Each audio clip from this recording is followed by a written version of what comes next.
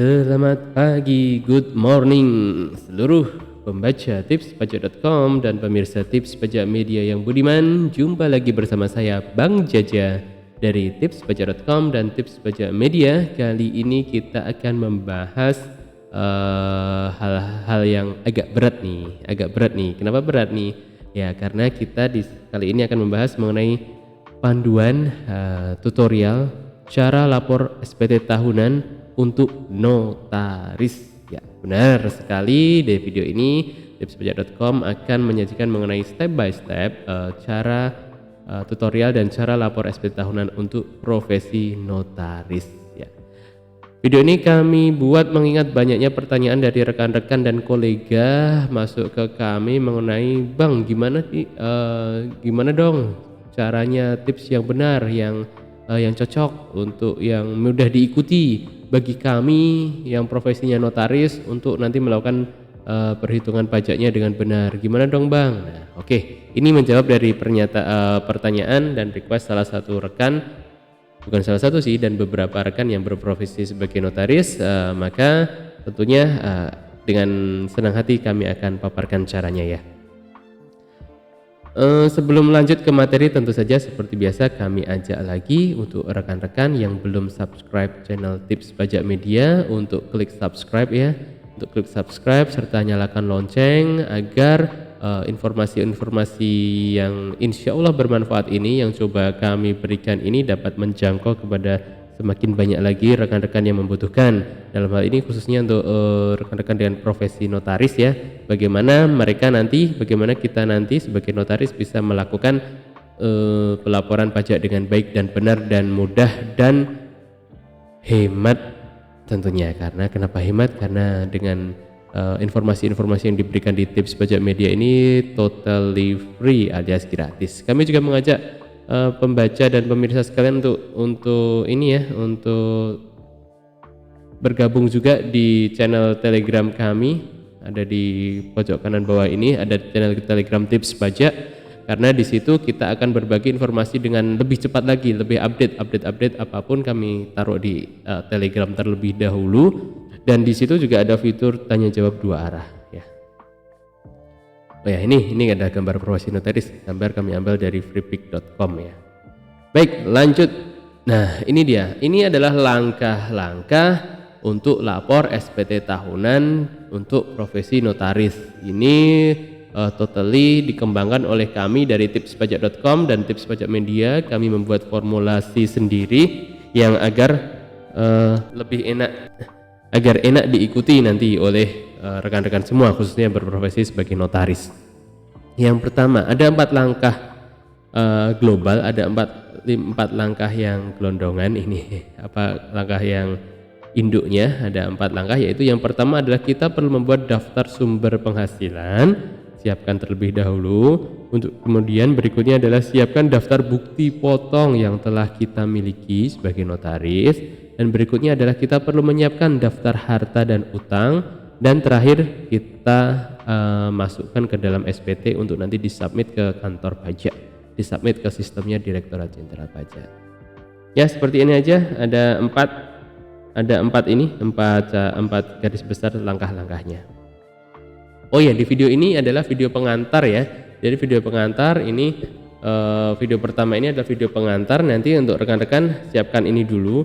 Memang nggak langsung kami paparkan di sini dari awal sampai akhir karena ini cukup panjang nanti ya. Jadi ini ada video pengantar terlebih dahulu, tapi dengan video pertama ini nanti jadi bekal, jadi bekal yang berharga nanti untuk lebih enak nanti kita untuk melakukan pelaporannya.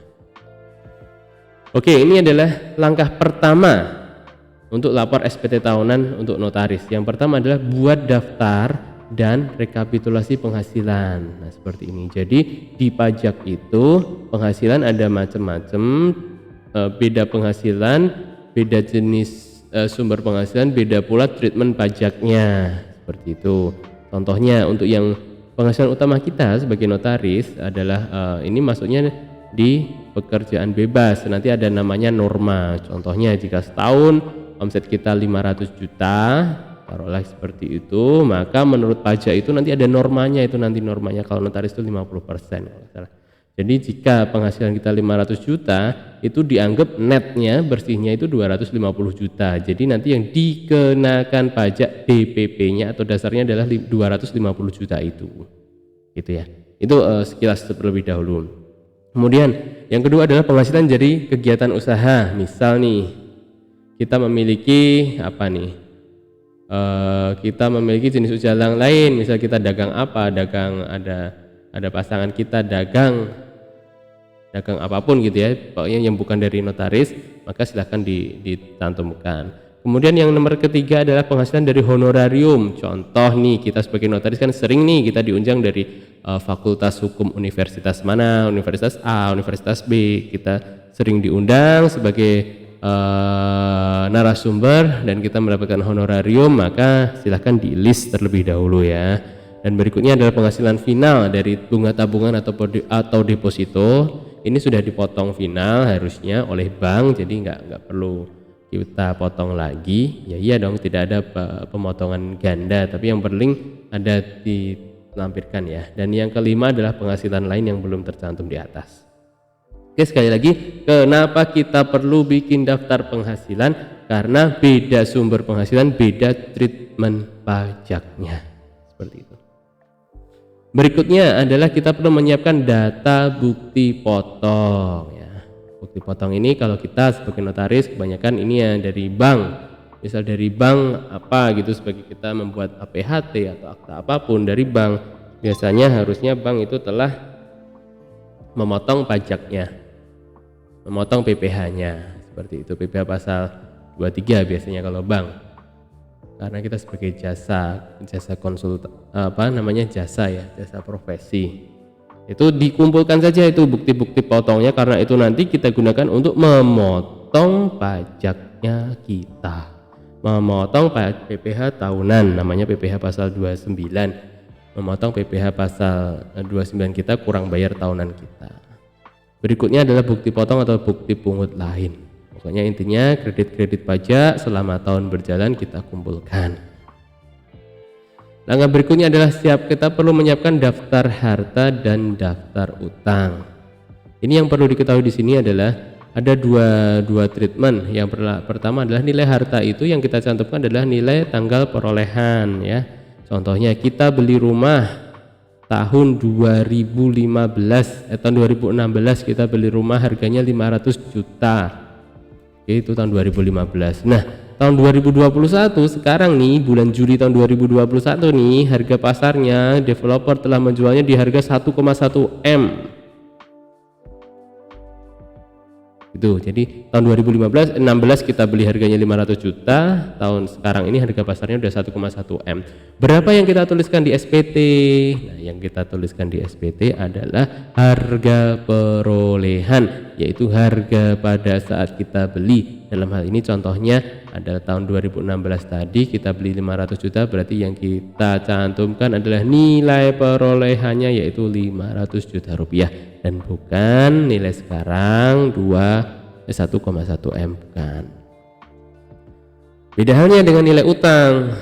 Contohnya 2016 itu kita dalam beli rumah itu kita utang nih dari bank 300 juta 2016. Lalu per akhir tahun 2021 nanti itu utang kita tinggal 30 juta, taruhlah seperti itu. Maka nilai yang kita cantumkan dalam SPT tahunan tahun 2021 nanti adalah nilai per tanggal 31 Desember 2021 yaitu 30 juta, dan bukan nilai utang di awal, yang sebesar 300 juta itu tadi. Seperti itu. Next, langkah keempat nanti adalah kita perlu isikan di SPT tahunan ya. Kita tentukan di SPT tahunan. SPT tahunan ini kita pakainya online tentu saja. Ada beberapa hal yang perlu diketahui, ya ini pertama kita harus punya akun DJP online, Direktur Jenderal Pajak online ya. Pastikan sudah terdaftar. Kira-kira di sini udah semua ya. Bang Jeja belum nih. Nah, bagaimana jika ternyata belum terdaftar? Maka kita perlu daftar dulu. Dan untuk pertama kali mau mendaftar kita butuh yang namanya EFIN, Electronic Filing Identification Number. seperti itu. Jadi Evin ini 1 NPWP FI-nya tertentu dan itu tidak berubah-ubah ya. Akunnya itunya tetap, Evin-nya tetap. Kita butuh Evin itu. Bagaimana cara minta Evin Bang Jaja? Minta Evin ke KPP melalui email, tidak bisa datang fisik sekarang ini. Ada caranya nanti di bawah, cara meminta Evin, atau silahkan di search aja di tips pajak media, ini sudah pernah kami bahas cara meminta Evin ke kantor pajak. Gitu ya.